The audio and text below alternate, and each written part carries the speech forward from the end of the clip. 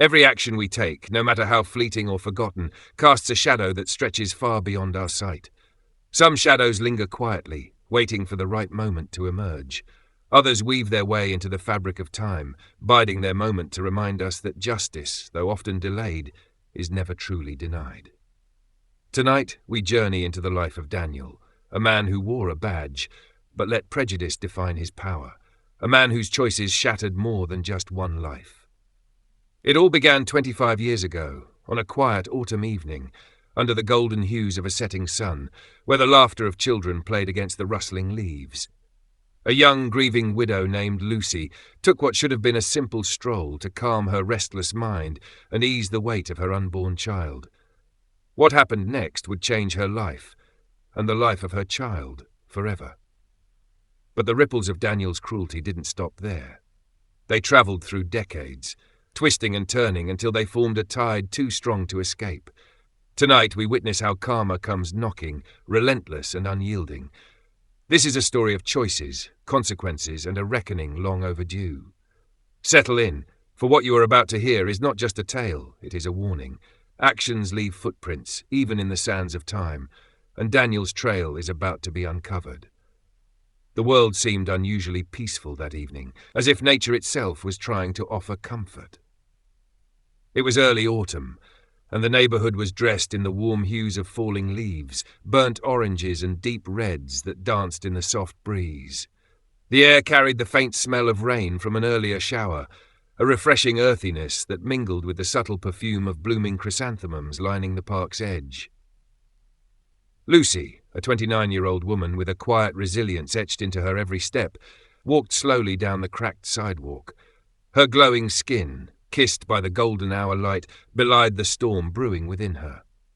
She was 7 months pregnant, her swollen belly a testament to the life she carried, a life she had vowed to protect at all costs.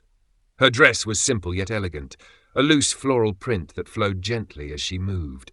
Her hand rested instinctively on her belly, her fingers tracing small circles as if offering reassurance to the little one inside. Her other hand clutched a small worn notebook, the one she carried everywhere since her husband's passing. It held his scribbled notes, old grocery lists and doodles. It was all she had left of him now. 4 months had passed since the accident that had claimed his life. He had been on his way home, eager to surprise her with her favourite ice cream and baby clothes he'd picked out himself. But fate, cold and indifferent, had other plans. A drunk driver, a rain-slick road, and a moment's lapse had torn him from her forever. Every step Lucy took was heavy with memory, each one an echo of a life that was supposed to be shared. Yet here she was, walking alone, speaking softly to the child growing within her. "We'll be okay," she whispered, her voice a mix of determination and fragility, the words escaping her lips like a promise she needed to believe herself. "We have to be okay for him." Her voice broke on the last word, but she quickly swallowed her tears. Crying wouldn't help. It never did. The park came into view, a small haven of green amidst the dull greys of the neighbourhood. Children's laughter rang out faintly from the swings, mingling with the rhythmic creak of chains. A squirrel darted across the path, startling her slightly, and she smiled for a moment. Just a flicker of the joy she used to feel so freely. Lucy had come to the park not just for fresh air, but to escape the walls of her tiny apartment, which seemed to close in tighter with each passing day. The air there felt heavy with grief, the silence broken only by the occasional creak of the rocking chair her husband used to sit in. The park, by contrast, felt alive. The soft chirping of birds, the rustle of leaves underfoot, and the cool touch of the evening breeze all worked to soothe her, even if just for a moment. Lucy paused near a bench, one hand gripping its back as she caught her breath. Her eyes drifted to the horizon, where the last rays of sunlight painted the sky in streaks of pink and orange. She let out a long sigh, her breath visible in the cooling air. He would have loved this view, she murmured to herself, her voice barely audible, a wistful smile tugging at her lips. It was the kind of smile that held more pain than joy, a smile meant for memories, not moments. Her fingers brushed over her belly again as she sat, speaking softly to the baby. "You would have loved him," she said, her tone now filled with tenderness. "He was so excited to meet you, always talking about how he'd teach you to fish, to read, to be kind. He wanted so much for you." Her words trailed off, replaced by the quiet hum of the evening. Lucy's world had been shattered, yet here she was, piecing herself back together one fragile step at a time. She didn't know it then, but this walk, this moment of fleeting peace, would be the last time she'd ever feel truly safe. The shadow of a terrible storm loomed closer with each passing second, and her life was about to change forever. On the far side of the park, where the trees thinned and the shadows stretched long across the pavement, a patrol car sat idling. Leaning against it was Daniel, tall, broad-shouldered, his uniform crisp and his belt weighed down with authority. His cold blue eyes swept the park lazily, though they carried no warmth, only the sharpness of someone always looking for an excuse to exert control. Daniel was not a man of honor, though he hid behind the badge like a shield. He was known throughout the precinct as a bully in uniform, someone who thrived on intimidation, belittling those who dared cross his path. But the system had protected him, time and time again. Complaints disappeared, witnesses went silent, and Daniel walked away clean, always grinning that sarcastic grin that seemed to say, "I'm untouchable." As Daniel scanned the park, his eyes landed on Lucy, walking alone, her hand resting protectively on her swollen belly. His grin widened, cruel edge sharpening it, as if he had just found his next target. He straightened, boots crunching against the gravel as he moved toward her with slow, deliberate steps. Lucy didn't notice him at first, her thoughts still lost in the warmth of the setting sun and the quiet comfort of the park. But the moment his voice cut through the air, sharp and mocking, her entire body stiffened. "Well, look what we've got here," he said, his tone oozing disdain as he drew closer. "Out for a little waddle, huh? Trying to walk that baby out early? Or maybe—" He tilted his head, his smirk growing nastier. "The father skipped town already. Typical." Lucy stopped in her tracks, her fingers tightening instinctively over her belly. Her heart pounded, but she forced herself to meet his gaze, her own voice calm, measured. "I'm just out for some fresh air, officer," she said, the words carefully chosen to diffuse his hostility. She had learned long ago that challenging men like Daniel only made things worse. Though her voice was steady, her body betrayed her tension. Her shoulders were rigid, her breath shallow, yet she stood her ground, determined not to let fear take over. This wasn't the first time she'd faced prejudice, and it wouldn't be the last. But this time, the stakes were higher. She wasn't just protecting herself, she was protecting her child. Daniel, undeterred, stepped closer, his boots echoing against the gravel path. "Fresh air, huh? Must be nice. Just strolling around while the rest of us are working hard to keep this city safe," he sneered, his tone laced with false righteousness. He circled her slightly, his presence oppressive, his grin never faltering. "Tell me, do you even have an address around here? Or are you just loitering where you don't belong?" Lucy's jaw tightened, but she forced herself to stay calm. "I live just a few blocks away," she said evenly, her eyes briefly darting to the path behind him. There were no other people around, no one who might intervene if things escalated. "I come here often," she added, hoping the familiarity of her presence might diffuse his aggression. But Daniel wasn't interested in logic or civility. He was only interested in control. His grin twisted into something darker, more dangerous, as he leaned in slightly, his shadow falling over Lucy. "You know," he said, his voice quieter now, almost conspiratorial, "people like you really ought to be more grateful. We're out here risking our lives every day, and you just take up space." Lucy swallowed hard, the knot in her stomach tightening. She felt her baby shift slightly, as if sensing her unease. She wanted to turn, to walk away, but she knew better. Turning her back on a man like Daniel would only provoke him further. The faint sound of a child's laughter from a distant swing set suddenly seemed jarring, out of place amidst the growing tension. Lucy didn't know it yet, but the encounter was spiraling beyond her control. She had done everything right, stayed polite, stayed calm, tried to de-escalate, but with men like Daniel, sometimes there was no right answer. The air seemed heavier now, the peacefulness of the park shattered by his presence, and as he took another step forward, the evening's fragile calm was about to break. The tension in the air thickened, the faint sounds of the park fading into a distant hum as Daniel circled Lucy like a predator toying with its prey. His boots crunched deliberately on the gravel, each step slow and deliberate, amplifying the unease coursing through her. His smirk twisted further, revealing a man who relished the power he held in that moment. He stopped in front of her, tilting his head mockingly. "Look at you," he sneered, his voice louder now, its mockery sharp enough to cut. "Dragging that belly around like a badge of honor. What's the plan, huh? Push out another mouth for the system to feed?" His words dripped with venom, echoing around the empty stretch of path. Lucy's body tensed further, her arms instinctively wrapping around her belly, as if to shield her unborn child from his cruelty. Her voice, though trembling, carried a thread of defiance. "Please, just stop," she said. Each word measured and calm despite the storm rising within her. But Daniel only laughed, a cruel, hollow sound that bounced off the trees. He took a step closer, his voice dropping into a low, mocking whisper. "Stop? Oh, sweetheart, I'm just getting started."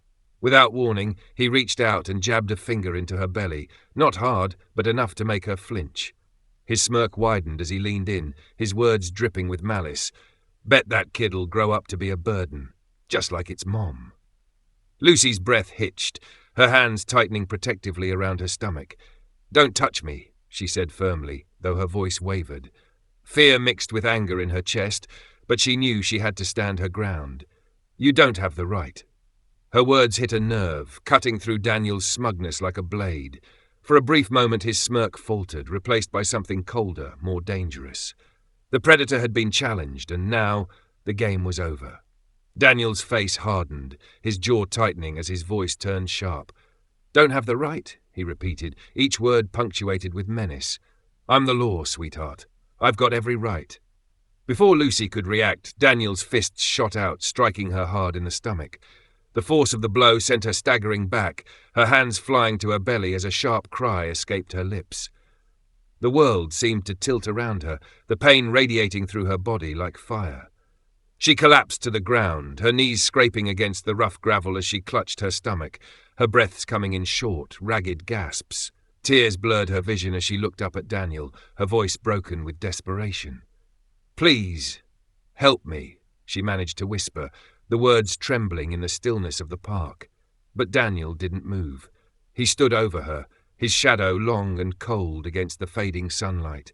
His face twisted into a sneer as he muttered, "Deal with it," his tone dismissive, as though her pain was nothing more than an inconvenience. Without another glance, Daniel turned on his heel and walked away, his boots crunching against the gravel with cruel indifference. He climbed into his patrol car, the engine roaring to life as if to drown out the sound of Lucy's sobs. And then, just like that, he was gone, leaving her alone, crumpled on the ground, her life hanging by a thread. Lucy, her trembling hands still clutching her belly as she struggles to breathe. The distant sound of children playing fades entirely, replaced by the ominous rustling of leaves in the wind. Lucy's world had shattered in an instant, the fragile peace she had sought now replaced with searing pain and a desperate fight for survival. And yet, even as the darkness closed in around her, the faint sound of a phone dialing in the distance brought with it a glimmer of hope. Someone had seen, someone had called for help. Just beyond the clearing, hidden behind a thick cluster of trees, stood Joe, a wiry man in his 50s with weathered features and a perpetual air of caution. His jeans were worn, his jacket frayed, but his eyes, though tired, were sharp. He had come to the park seeking a moment of peace after another long day, but what he saw now had his heart pounding in his chest. From his concealed vantage point, Joe watched the scene unfold. Daniel's taunts, the cruel jab to Lucy's stomach, and then the devastating punch that brought her to the ground. His breath caught in his throat, his fingers curling into fists as anger and fear battled within him. He wanted to run out, to yell, to stop the madness. But he couldn't. He knew Daniel. Everyone in the neighborhood did, the cop who always walked free no matter what he did. And Joe. Joe had seen what happened to people who crossed him. But this was too much. The woman on the ground wasn't just another target of Daniel's cruelty. She was vulnerable, pregnant, and now possibly dying. Joe's stomach churned as he wrestled with his own cowardice. His hands trembled and his breath came in short, shallow bursts. "Do something," a voice in his mind urged. "You can't just stand here." With shaking hands, Joe reached into his pocket and pulled out his phone. His fingers fumbled as he unlocked it, the faint light of the screen cutting through the dimness. His thumb hovered over the camera icon for a moment, the enormity of what he was about to do weighing heavily on him. But then Daniel's voice rang out, sharp and dismissive. Deal with it. And that was enough. Joe hit record. Through the lens he captured everything. Daniel turning away, Lucy struggling on the ground, and the patrol car roaring to life before speeding off into the distance. His own breathing was loud and uneven in the recording, a testament to the fear coursing through him. "This has to stop," he muttered under his breath, his voice shaky but resolute. "Someone has to know." The moment Daniel was out of sight, Joe lowered the phone, his chest heaving as if he had just run a mile. His gaze shifted back to Lucy, crumpled on the ground, her faint cries barely audible over the rustling leaves. His stomach twisted, guilt flooding him for not stepping in sooner. Fumbling again, he dialed 911, his fingers slick with sweat. The phone rang once, twice, and then a calm professional voice answered, 911, what's your emergency?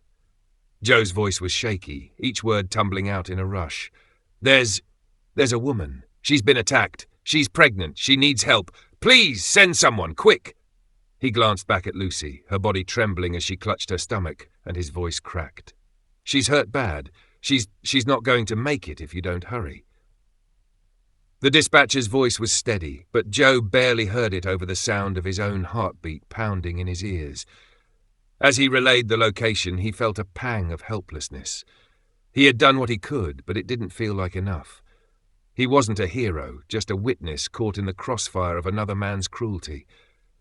The faint wail of sirens in the distance brought a glimmer of relief, but it was fleeting. Joe remained hidden behind the trees, his phone still clutched in his hand, the recording saved but heavy in his pocket. He knew this was far from over. As the sound of sirens grew louder, he whispered to himself. The blaring sirens pierced the air as the ambulance screeched to a halt outside the hospital. The back doors flung open and paramedics leaped into action, their voices sharp and commanding. "She's in labour. Severe trauma to the abdomen," one shouted, his gloved hands carefully lifting Lucy from the stretcher. Her pale face was slick with sweat, her breaths shallow and ragged, each one a fight against the agony coursing through her. Inside, the hospital buzzed with its usual chaos, nurses darting between patients, pagers beeping, and the faint, sterile smell of disinfectant mingling with the metallic tang of blood. But for Lucy, the world was a blur of motion and sound. Her vision swam, the overhead lights streaking into hazy ribbons as the gurney raced down the hall. Her trembling hands clutched her belly, her whispered pleas barely audible. "My baby. Please, save my baby." The doors to the emergency room swung open with a loud crash, and Lucy was wheeled inside, a team of doctors and nurses descending upon her like a well-rehearsed orchestra. "We're losing time," one of them barked, snapping on a pair of gloves. The operating room was a hive of urgency. The sterile tools gleamed under harsh fluorescent lights, the hum of machines filling the space like an ominous chorus. Lucy's consciousness wavered, her head lolling to one side as her strength ebbed. "Stay with us, Lucy," a nurse urged, her voice soft but firm. Lucy's eyes fluttered open, her lips moving soundlessly as if summoning the last of her willpower for her unborn child. The room fell into a tense silence, broken only by the rhythmic beeping of the heart monitor.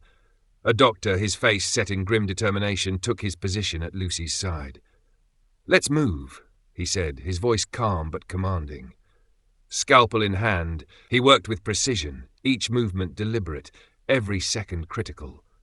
Time seemed to stretch, the air heavy with concentration. The nurses moved in perfect synchronization, handing over instruments with practiced efficiency. The hum of machines grew louder, their lights blinking like silent sentinels.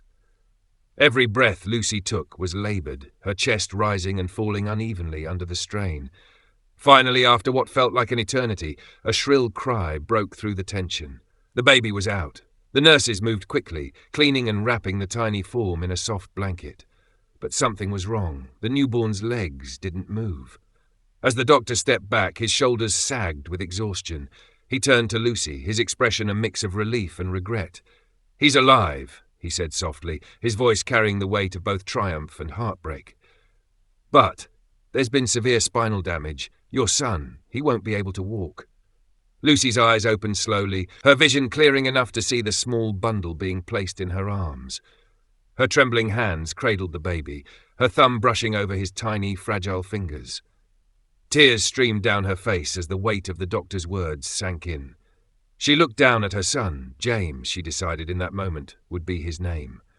His face was delicate, his eyes shut tight as he whimpered softly.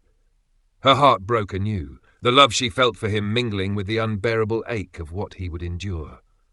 "I'm so sorry," the doctor said, his voice quiet, almost inaudible over the sound of Lucy's sobs. Lucy clutched James closer, her tears wetting the soft fabric of his blanket. "It's not his fault," she whispered, her voice cracking but filled with fierce resolve. "He's my son, and I'll fight for him, no matter what." In that sterile room, surrounded by the hum of machines and the scent of antiseptic, Lucy made a silent vow. She would protect James with every ounce of strength she had left. She would endure the pain, the judgment, the uphill battles that lay ahead, because he was hers, and that was all that mattered. 25 years have passed since that fateful night, a night etched into the lives of two people in vastly different ways. The seasons have turned, the world has evolved, but the threads of fate remain tightly woven, waiting for the moment when they would collide once more. James, now 25, had grown into a remarkable young man. His wheelchair became not a symbol of limitation, but of defiance, a testament to a life lived on his terms. The years had shaped him into a man of sharp intellect and unyielding determination. Despite the odds stacked against him, James had excelled in school, his curiosity and drive surpassing even the highest expectations. The framed diploma on the wall of his modest apartment bore witness to his tenacity, a degree in computer science from a prestigious university. By day, he worked as a tech analyst, his keen mind unraveling complex problems with ease. By night, he dreamed of something greater, something that would change lives, just as his own had been shaped by forces beyond his control. His hands flew over the keyboard, the soft glow of his computer screen illuminating his face. Each keystroke was deliberate, purposeful, a step closer to the future he envisioned. But beyond his achievements, James carried an unspoken weight, the truth of his origins. Though he had never met the man responsible for his condition, the name Daniel lingered in his mind like a shadow. He knew his mother had shielded him from the worst of the story, sparing him details to protect his spirit. Yet James was no stranger to the whispers of the past, and his sharp mind had pieced together enough to understand the injustice that had marked his beginning.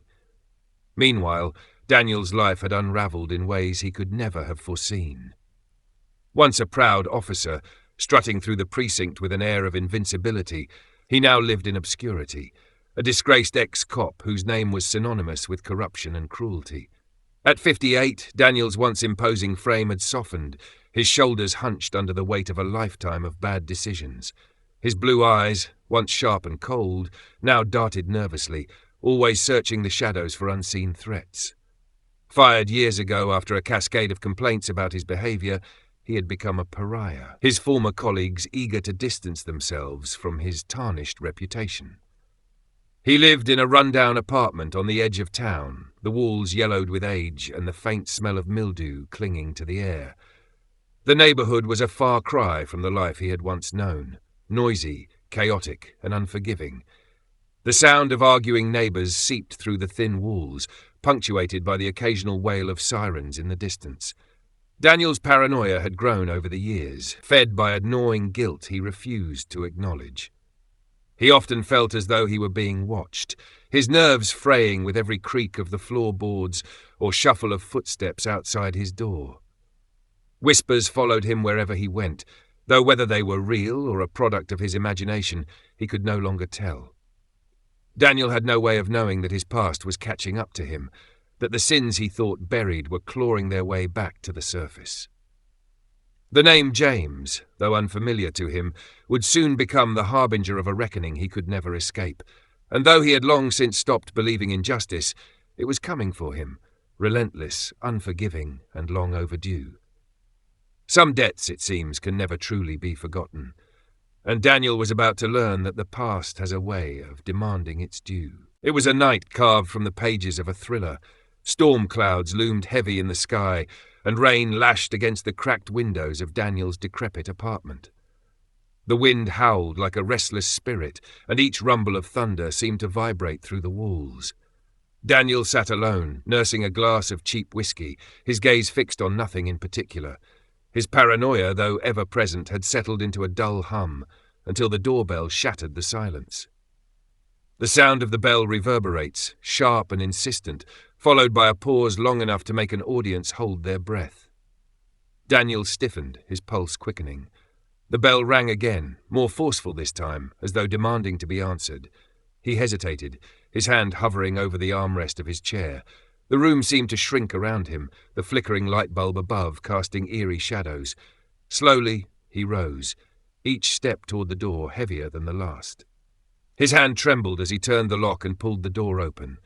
And there, framed by the rain-soaked night, was a figure in a wheelchair, a young man with piercing eyes that seemed to hold decades of pain and defiance.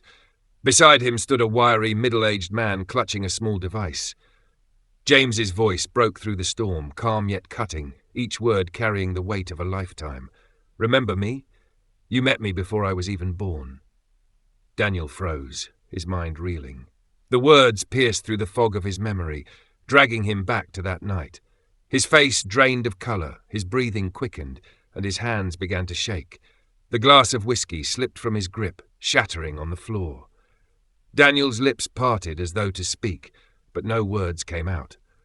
The storm outside seemed to grow louder, the wind whipping through the trees like an unseen force urging this moment forward. Joe stepped closer, his eyes hard with resolve. In his outstretched hand was a phone, its screen playing a grainy yet unmistakable recording of Daniel's cruelty from 25 years ago. The image of Lucy collapsing, clutching her belly, was as clear as if it had just happened. "We've waited a long time for this," Joe said, his voice steady, a contrast to the storm raging outside. He turned the screen toward Daniel, forcing him to confront the evidence. The recording ended with the sound of Lucy's faint cries for help, and the weight of the moment settled heavily in the air. I didn't mean to." But James wasn't finished. He leaned forward in his wheelchair, his gaze piercing through Daniel's weak facade. "You took everything from us, but now it's your turn." The faint wail of sirens cut through the storm, growing louder with each passing second. Daniel's eyes darted to the window, his panic mounting. The sound of approaching footsteps echoed in the hall outside, but it was James's final words that sealed the moment in chilling finality. This is just the beginning. Karma has no deadline, and Daniel's reckoning has only just begun. As the storm rages on, so too does the storm of justice. What happens when the scales are tipped, when a life shattered demands retribution? This is not the end, far from it. The wheels of karma have only begun to turn, and the reckoning has only just begun to unfold. If this story captivated you, don't forget to like, subscribe, and share. Join us for the next chapter of this incredible journey, a story of resilience, revenge, and the power of truth.